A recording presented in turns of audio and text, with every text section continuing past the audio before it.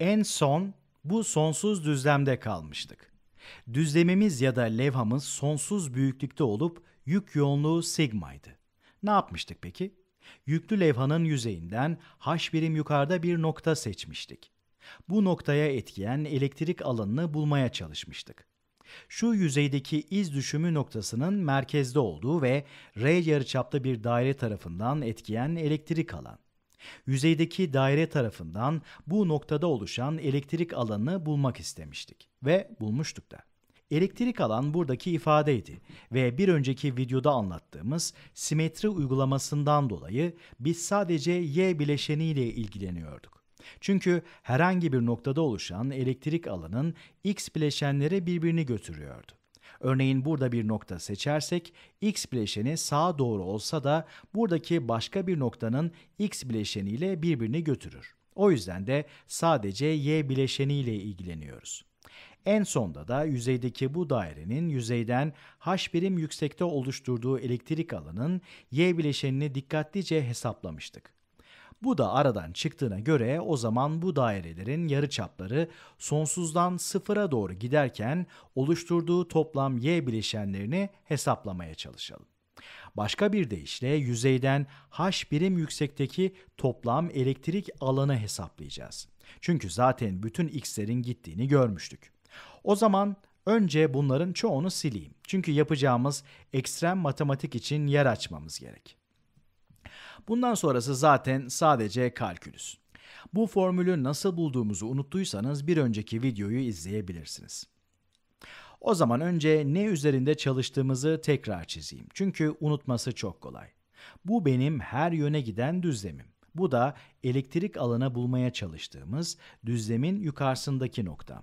Ve alan yönünün yukarıya doğru olacağı sonucuna zaten varmıştık. O yüzden sadece y bileşeniyle ilgileniyoruz. Nokta yüzeyden h birim yukarıdaydı ve biz bu noktada yüzeydeki bu nokta etrafında R yarıçaplı bir daire tarafından oluşan elektrik alanı bulmaya çalışmıştık. Peki bu elektrik alanın y bileşeni neydi? Onu da burada bulmuştuk. Şimdi yapacağımız şey bu ifadenin integralini almak. Düzlemde oluşan toplam elektrik alan sıfırdan sonsuza giden yarıçapların integrali olacak. Çünkü yarıçapı sıfır olan daireden başlayıp düzlemimiz sonsuz olduğu için yarıçapı sonsuz olan daireye kadar bütün daireleri toplayalım ki bütün düzlemin etkisini bulmuş olalım. O zaman bütün dairelerin oluşturduğu elektrik alanları toplamalıyız. Bu ifade de tek bir dairenin oluşturduğu elektrik alan. Bunu farklı bir renkle yazayım. Açık mavi biraz monoton gelmeye başladı. KH 2 pi sigma RdR bölü parantez içinde h kare artı r kare üzeri 3 bölü 2. Şimdi bunu sadeleştirmeye çalışalım. Bazı sabitleri dışarı alalım ki biraz daha sade bir denklem gibi görünsün. İçerideki 2 hariç bütün diğer sabitleri dışarıya alalım. Sebebini birazdan göreceksiniz. O zaman bu ifade eşittir KH pi sigma çarpı içeride kalan ifadenin sıfırdan sonsuza integrali. Peki bu ifade ne? İçeride ne bırakmıştık? Yerim bayağı azaldı ama olsun. İçerideki ifadeyi şöyle düzeltip yazacak olursak 2 RdR bölü parantez içinde h kare artı r kare üzeri 3 bölü 2. Bunu aynı zamanda üzeri eksi 3 bölü 2 olarak da düşünebiliriz. Bu ifadenin ters türevi nedir? Aslında bu ters zincir kuralı gibi durmuyor mu? Eğer yerine koyma yöntemiyle daha rahat hesaplıyorum diyorsanız öyle yapalım. Ama bu noktada sonucu tahmin edebiliyorsunuzdur diye düşünüyorum. Farklı bir renk kullanayım. O zaman yer değiştirme terimini şöyle yazalım. U eşittir, bu ifadenin ters türevine bulmak istiyoruz. U eşittir h kare artı r kare ise ki h1 sabit değil mi? O zaman du bölü dr de 2r'ye eşit olur. Ya da du eşittir 2r dr olarak da yazabiliriz. 2r dr bölü parantez içinde h kare artı r kare üzeri 3 bölü 2'nin ters türevini almaya çalışmak, bu yer değiştirmenin ters türevini almakla aslında aynı şey. 2r dr'nin az önce du ile aynı şey olduğunu gösterdik. O zaman du bölü dedik. Bu ifade ise u olacak değil mi? H kare artı r kare u'ya eşit. U üzeri 3 bölü 2. Bunu u üzeri eksi 3 bölü 2 du olarak da yazabiliriz. Ve şimdi iş kolaylaştı. Bu aynı ters kuvvet kuralına benziyor. Bu da eşittir eksi 2u üzeri eksi 1 bölü 2 ve bunu kanıtlayabiliriz değil mi? Eğer bunun türevini alırsak eksi 1 bölü 2 çarpı eksi 2'den 1 gelir. Buradan da 1 çıkarırsak eksi 3 bölü 2 olur. Sonra buna artı c ekleyebilirdik ama en sonunda belirli bir integral çözeceğimiz için bütün c'ler sadeleşecekler. Ya da bu ifade eşittir yer değiştirme yaptığımızdan dolayı eksi 2 bölü h kare artı r karenin karekökü diyebiliriz. Morla yazdığım her şey bunun ters türevini bulmak için yapmış olduklarımız. Ve bulduğumuz şey de eksi 2 bölü karekök içinde h kare artı r kare oldu. Bunu da aradan çıkardığımıza göre belirli integralimizi bulmaya çalışalım. O zaman bu ifadenin sadeleşmiş halini şöyle yazalım.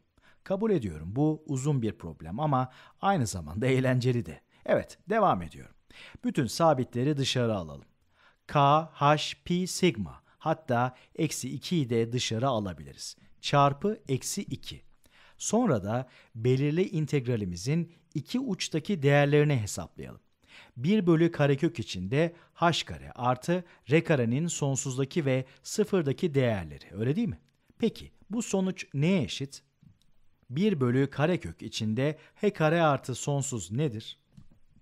R'yi sonsuza götürdüğümüzde ne olur? Şöyle ki, sonsuzun karekökü yine sonsuz olur ve 1 bölü sonsuz da sıfıra eşittir. Dolayısıyla bu ifade sıfır olur diyebiliriz. Yani bu ifadeyi sonsuzda incelediğimizde sonuç sıfır. Eksi bu ifadenin sıfırdaki değeri. O zaman sıfırda incelersek ne olur?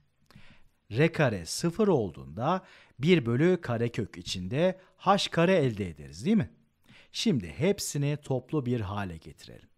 Eksi 2kh pi sigma çarpı 0 eksi 1 bölü h karenin karekökü. Bu da eksi 2kh pi sigma çarpı 1 bölü h karenin karekökü h olmaz mı? O zaman eksi 1 bölü h diyelim. Bu eksi ile bu eksi birbirini götürür. 1 bölü h ise h ile sadeleşir. Geriye kalan yaptığımız onca işlemden sonra bunu madem öyle parlak bir renkle yazayım 2k pi sigma olur. Şimdi bunu birkaç farklı seviyede inceleyelim. Öncelikle biz burada ne yaptık?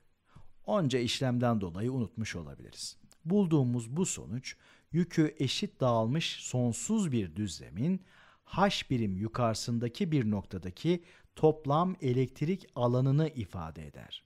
Ama bakın, h birim yukarıdaki toplam elektrik alanı dedik. Ancak bulduğumuz sonuçta h yok. Bu da bize aslında alandan ne kadar yüksekte olursak olalım, alan kuvvetinin etkilenmediğini, alanın sabit kaldığını söyler. Bu düzlemin istediğimiz kadar üstünde olalım. Elektrik alan yine aynı kalır. Ve bir test yükümüz olsaydı kuvvet de aynı kalırdı. Alan kuvvetinin yani etkileyen elektrostatik kuvvetin bağlı olduğu tek bir şey var. O da yükün yoğunluğu. Bu Coulomb sabiti. Pi zaten pi. Ki bence bu ifadede pi'nin de olması çok havalı ama bu kafa yormalık başka bir konu. Ne diyordum? Buradaki en önemli şey yükün yoğunluğu. Bu bölümde öğrendiğimiz en önemli şey sonsuz eşit yüklü bir düzlemden h kadar yukarıda olmamızın hiç önemli olmadığı. İster burada olayım, ister burada, isterse orada. Bütün bu noktalarda alanın kuvveti aynı olur. Başka bir deyişle bu noktalarda test yükü üzerindeki net elektrostatik kuvvet aynı güce sahip olur. Ve bu çok güzel bir şey. Eğer son iki videoda olanlara inanıyorsanız, şimdi de düzgün elektrik alanlar olduğuna ve bu alanların özellikle sınırlardan uzak yerlerdeki iki paralel levha arasında oluştuğuna da inanabilirsiniz.